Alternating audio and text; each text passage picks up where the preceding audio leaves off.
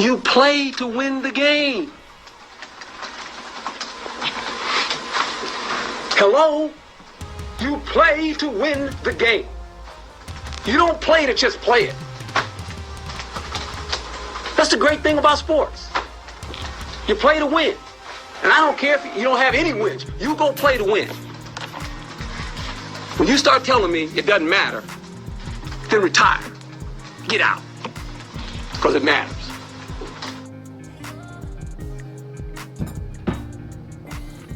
You play to win the game. It's all that matters. I don't know if Jerry Jones has lost that or not, but I'm not sure we've been playing to win the game. What's up, good people? Happy Saturday morning. We got 24 hours until the Super Bowl and the culmination of the NFL season and what might be the start of a long, and I mean long offseason for me. The Eagles, they have descended upon my channel like cockroaches. They are ruthless in their plundering of Jobu Sports. Yeah. So we have the Dallas Cowboys that have been working for a couple of weeks now on trying to get their shit together for next year. It remains to be seen if we're going to be better than we were this time last year. We are starting over from scratch. A lot of people are not on board for Brian Schottenheimer because he's not one of the sexy picks, and they say Jerry Jones didn't do his homework. But I think they're putting together a really good staff. You know, only time will tell how it works out with the Cowboys. But I think that they are really and truly getting some good people together for this roster. Now, the question will be is, what will the roster look like? We've got 21 unrestricted free agents, some of which are key, like Goldston and Rico and Osa and Digazua. And then there's some that, you know, that are replaceable. Regardless, you've got 21 guys that you have to re-sign or replace. And that's a tall task. And a task that the Cowboys have had to do year after year because of the way they do business. Micah Parsons seems to be writing some checks that I'm hoping that Jerry Jones is going to cash. Micah Parsons, I don't know that we've ever seen anything like Micah Parsons before as this new generation and age of athlete that is a podcaster. Now, we've seen ones that have podcasted before, but Micah Parsons, by far and away, who is the president of Bleacher Report, and having his weekly show during the season, and then, of course, now that's the off season and at the Super Bowl, he's getting as much coverage as ESPN is. And he is kind of putting the Cowboys on notice. He said things like, you know, we have a new coaching staff, and it's important to be here for training camp. And if my contract isn't done, I'll be here, but I won't necessarily be doing all the activities. Okay? That's kind of letting you know, Jerry, get this thing done. He's gone through and he's said, I'm willing to take less to bring in more help. He's also said, you know, guys like Osa and Goldston and Rico are important players on this roster. He's also said, you know, we want to be consistent keeping Mike McCarthy and crew. He had said before the change in coaching that we were going to the Super Bowl. Now, I don't know if this is a change in that thought process or if this is a continuation. Because here's Micah Parsons last night. Hey, yo, look, I'm going to tell y'all right now, Cowboys going to win the NFC. I ain't playing no, listen, this young kid right here, he can't even talk me crazy. Hey, Dan. Y'all coming to Dallas? All right. Hey, yo, look, I'm going to tell y'all right now, Cowboys gonna win the NFC. I ain't playing no. Listen, this young. Actually, he said the NFC. He said the NFC. I thought he said NFC East. Oh shit! Oh shit! Listen to it again. Hey yo, look, I'm gonna tell y'all right now, Cowboys gonna win the NFC. I ain't playing no. Listen, this young kid right here, he can't even talk me crazy. Hey Dan, y'all come to Dallas? We gonna win the NFC. We gonna win the NFC. Here's the question I got. The question I got here is, Micah Parsons is saying all the things about wanting to win. He's saying, listen, I don't have to be highest paid. We need to go ahead and bring in guys. I'll take less money if you're bringing in like a Myles Garrett. I need my teammates here. I need consistency. I need to be a leader. And you're getting all of these different things that sound good. But it can't be just Micah. Micah, if they end up letting Goldston go, they let Osendigizua go, and they don't bring anybody like they usually do, well, there ain't much that Micah Parsons is going to be able to do without getting help. Some more, of course, with Micah Parsons, the media man that he is, here. There's a couple things out there that I feel like we can attack, we can be aggressive with, and make the risk, because I look at it like right now, your main core is in the prime. Why sit back? Like, you got CD still in his prime. CD continuously getting better. You got me still in my prime. You know, I'm about to hit that next. Because I say you really don't hit your prime until you hit 25 in this league. Like, you really figure things out from like 25 to 30. Like, you literally take off. There's a couple things. So you've got Micah right now who's putting Jerry on blast and saying, me and CD are in the prime of our careers, and we need to take advantage of that. We need to take advantage of it. He has literally told Jerry Jones, we need to go all in, bro. Myles Garrett, Goldston, Osendigizua, consistency. Get it done sooner than later. I don't want to hold out, but I don't want to be bitched, messed up. Because you know what would be the worst thing here? The worst thing here would be is, this is the worst case. Come the beginning of the league year, Golston, Rico, Osendigizua, they signed contracts elsewhere. Micah's contract, no talks have happened. The Joneses out on vacation. I know you're probably saying, well, they wouldn't do all. Yes, they've done that before. Typically, I remember one year they were in North Carolina hanging out. The first week of free agency, they take it off. They don't believe in it. And see, here's the thing that I want to impress upon people is Micah is looking at this as, I want to win. Jerry, I want to win. I understand that if we win it all, that $11 million for tours is chump change. It's chump change. We'll make more than that in just hat sales of NFC champs. We make Super Bowl champions. Bro, you might shut down the tours just because you don't have any place to put all the money. I'm going to do what it takes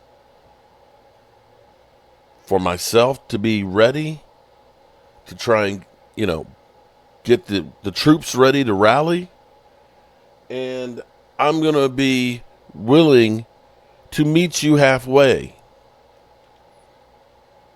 He's got hat in hand. He is literally just about begging Jerry Jones to do some shit.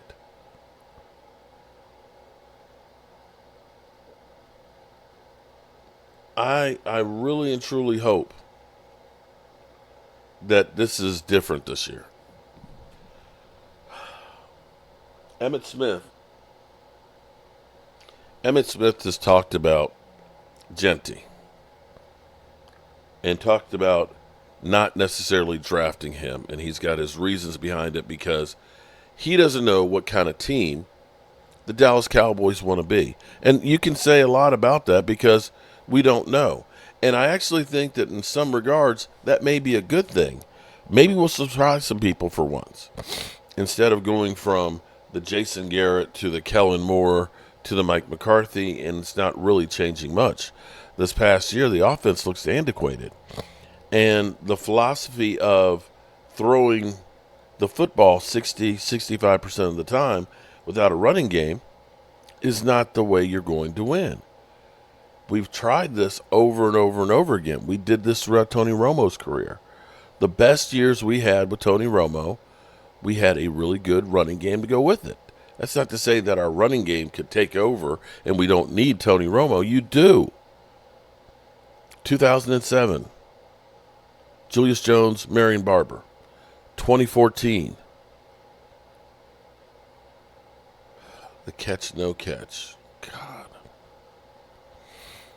In 2016, Zeke Elliott's rookie year, his best year of his career. All of those years, you were a top seed in the NFL. Circumstances didn't get you beyond it, but you understood that was a difference maker. Running the football and being balanced is winning football. Now I'm going to listen to Emmitt Smith, and I'm going to go through his argument on this as well.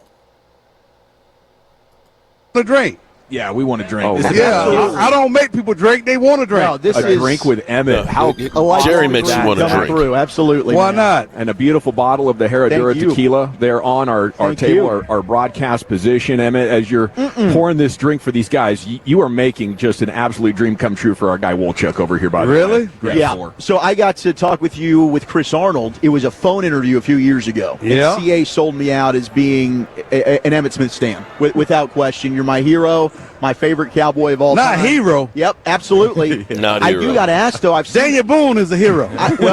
no, for sports hero. Sports hero. Okay. But what's up with the Genty clips that I'm seeing around Radio Row? You don't want Genty with the Cowboys? First of all, I never said I don't want him. Okay. Let's make that very clear. I never said I don't want him. I think he's a very talented individual. I just don't know if the Cowboys are ready for him. Okay. Because there is no commitment to running a rock.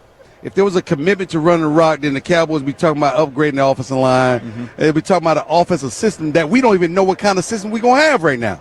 So let's get that clear. It's not that I don't want Genty. Quit trying to get all this damn clickbait and tell the daggone truth of what I said. And the truth is the kid is very talented. I'm just not sure if the team is ready for him. Okay. That's all. So the offensive line needs to be built first? Or do you know what kind of system we're going to run offensively? I don't think any of us know. So what the hell, why are we talking about it? I mean, what is Schottenheimer thinking? Yeah. What is the Cowboys thinking? My phone dropped on the backside over here, but it's right here. I got it. Oh, you got it. Anyway, so it's like we don't even know what kind of system. We don't even know if he fits in a system. And what I hate to have happen is for us to make this illusion that Schottenheimer is going to have this great offense that don't even fit none of the players that we currently have, let alone one he drafts. And so until we understand what the offense is going to look like, what the commitment is to running the game, running the football, because we saw we can run the football. When Dak went down, Cooper Rush passing attempts went from wherever Dak was down to a reasonable number, and more carries went to Rico Dowdle and Zeke Elliott and maybe even Dalvin Cook. So the three of them. And so they carried the load. They offset what Dak would normally throw, which also says to me, Dak should have never been throwing that many passes in the first place. Yeah. So what are we talking about? The reality of the fact is, until we understand what Schottenheimer is going to run and how he's going to run it, I don't know if Genty is the right draft choice. And if he was the right draft choice, Do we have enough talent to do what we want to do offensively? And do we have the current players, infrastructure-wise, to fit in the offensive system that he wants to run? If we don't, we got to go get it. And if we got to go get it, is it better to get Gentry, or is it better to trade away the pick to get more picks to build a team to get you back to where you need to be at quicker? Yeah. There you go. Need to get that fourth-round pick back at least. I understand the game of football. Yeah. I understand what's going on. I see what's going on. And I just ask the questions that other people don't want to ask or they don't even think about. Yeah. I love it. I love it when you legends keep this team accountable. After the Green Bay game, you had a heck of a run. They kept me accountable. Yeah, I had to be accountable for my job. I had to be accountable for the carries. I had to be accountable for the football if I laid it on the ground. I had to take responsibility for when I failed. If I gave up a sack, I had to take responsibility for that. Everyone else has to be accountable too in life. And if no one is there making you accountable, then you're going to do what you want to do and act like it's the right thing and just try to sweep stuff under the rug. No, it doesn't work like that. Is that the biggest issue with this organization, is you can't keep an owner accountable? Well, the owner – I said it earlier. Here we go. Look. When have you heard millionaires tell a billionaire what to do? There you go. He's a billionaire because he knows what to do in terms of making money. Making money, he knows what to do. Yeah. But when it comes down to – and there's a distinct difference between having a vision that's aligned with the mission. And the mission defines what and reaffirm what the vision looks like. That happened in 89. It was very clear in 89. It was very clear that he could not go 1-15 again, so somebody needed to get that better. So in 90, things started to change. But it wasn't changing fast enough or right enough for the talent that was on that squad. Right. That talent was held back. That's one reason why you see the Washington Commanders jump back so quick. They had great talent, poor coaching. It wasn't the fact that the talent wasn't there.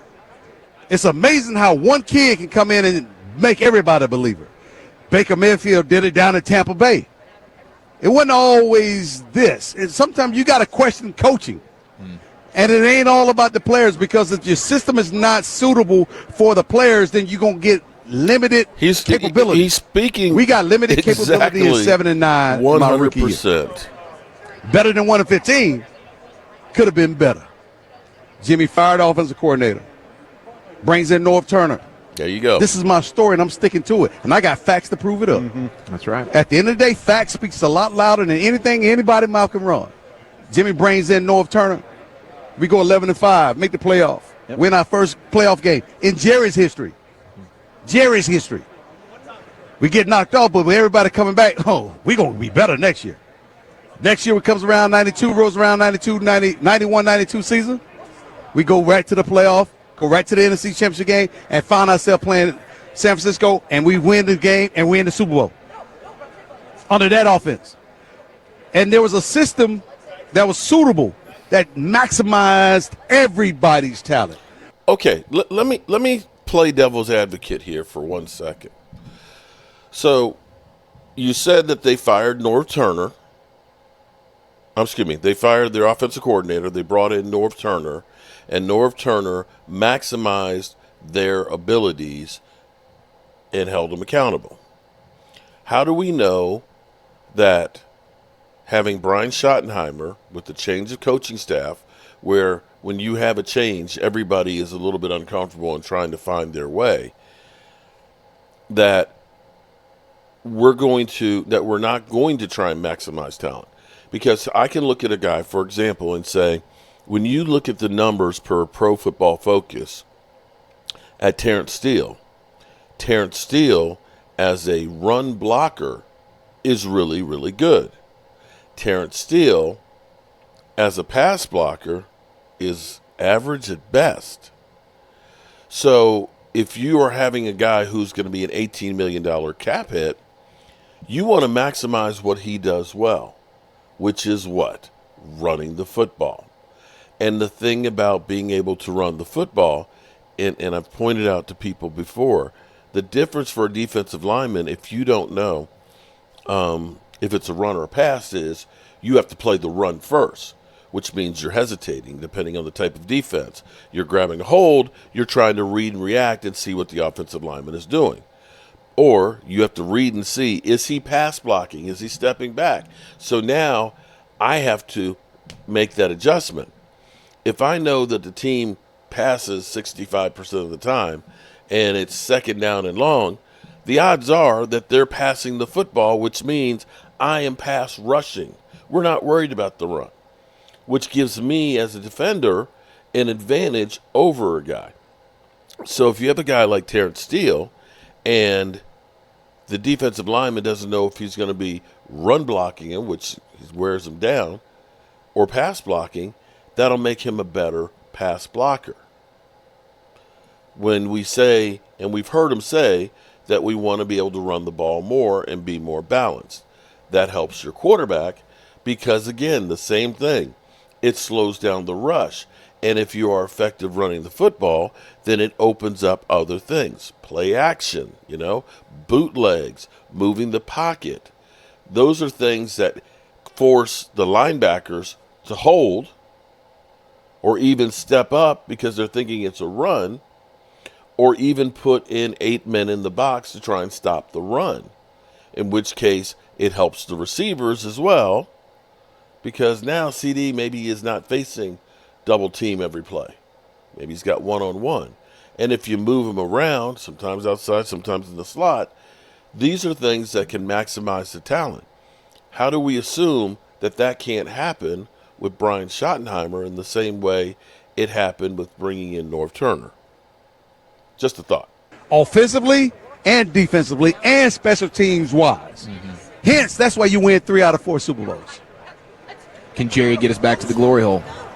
What's the confidence? If he goes back to the blueprint that established what the team was when he first bought the team. There you go. Now it makes some sense to have Ashton Gentry. It doesn't make sense right now. I'll tell you what makes sense. Us taking a shot at tequila. So all this goes back to Micah Parsons writing these checks. Same thing that Emmitt Smith has said, basically Micah Parsons is saying. Listen, we want to win. We want to win, and he is on board with basically saying this change is what's needed. The old guard versus the younger guys, and I'm one of those leaders of the team and want to see this change. But I recognize that we can't do it all from within here. We need more help. And that comes in from the Dallas Cowboys and Jerry Jones. It's not rocket science. The philosophy of we believe in our own guys, well, that's great. You believe in them how far? It's not going to be far enough to reach a Super Bowl. If you didn't have enough last year to make it, how is it that you think that all of a sudden you just drafting like you've been doing every year is all of a sudden going to win you a Super Bowl? It hasn't been enough. And we've seen teams that even trying by bringing in other people still fall a little bit short too. San Francisco and hopefully the Eagles again. It's kind of like the lottery. Can't win if you don't enter. And Jerry, it's time for you to enter this thing. I'm tired of hearing talk about how great you are and the job that you've done. You ain't done shit. Let's be clear here. From the time you fired Jimmy Johnson, you have not done shit as far as winning. You have not. Now, granted, we did get that other Super Bowl, with Barry Switzer, but that was still the team that Jimmy Johnson built. And you screwed up because you could have had at least one more in there. So Jerry, get your shit together. Alrighty, good people. As always, I appreciate you guys. We have our members live stream 5 o'clock today, and of course we'll be live streaming the Super Bowl tomorrow. And that's it.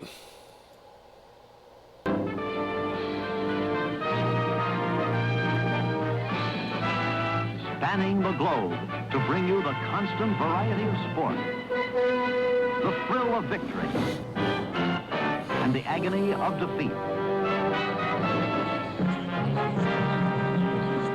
The human drama of athletic competition.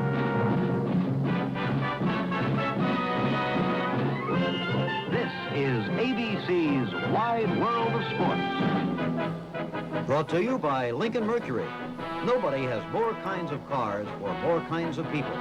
See them at the sign of the cat. By Goodyear, makers of the custom Steel Guard radial tire. And by State Farm Mutual.